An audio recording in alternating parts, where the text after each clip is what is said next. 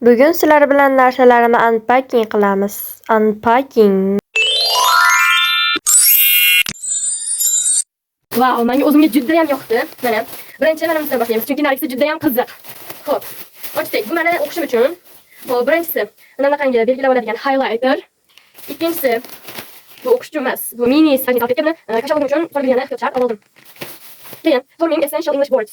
Menga rosa kerak bo'lgan kitob edi. Men bekor o'qimayman uyda. Ikkinchisi bu aynan o'qiganim uchun Raymond Murphy'ni ko'k rangi.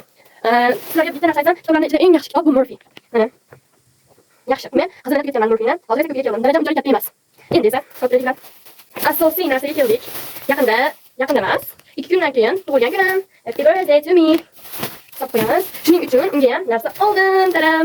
Buni unpacking qilamiz. Birinchi mana bunaqangi sharlar oldim. Pinterest sharlardan mana rasmi bor, ko'ringlar. Pinterest sharlardan oldim. Buni aniq ishiraman. Ikkinchisi bu Happy birthdayni qizilidan oldim. Roza svet qo'mabdi, masalan, roza svetdan oldim. Mayli, o'zi ko'proq o'zimga ham qizil svet yoqadi. Xo'p, keyin ikkita mana bunaqa lenta, qizil va oltin. To'g'ri, nimaga oltin rang oldi bilmayman. Va mana bu qanaqadir klichalar, narsalari. Buni ham bilmayman. Xullas, xonani bezatamiz. Bu aniq.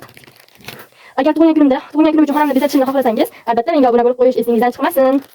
Happy birthday to me. Bye bye. Keyingi videolarni kutib qoling.